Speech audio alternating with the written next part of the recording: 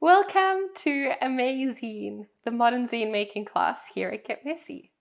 Now, traditionally, zines were single sheets of paper folded into 8, but you may know this already, but at Get Messy, we are not that traditional. In this class, we have 8 incredible artist teachers with very different styles and very different ways of zine making. You're going to learn how to harness the magical power of cropping and losing control and making zines. You'll learn how to finish a zine in 60 minutes with time left to spare so that you can wonder how you managed to do that and how easy it was.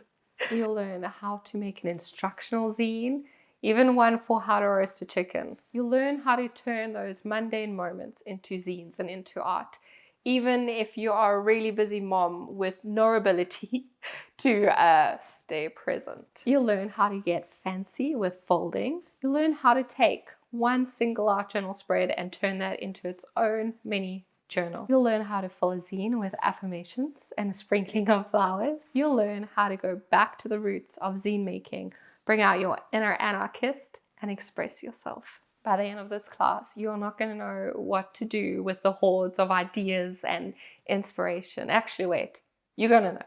You're going to become an amazing zine making machine. Let's go.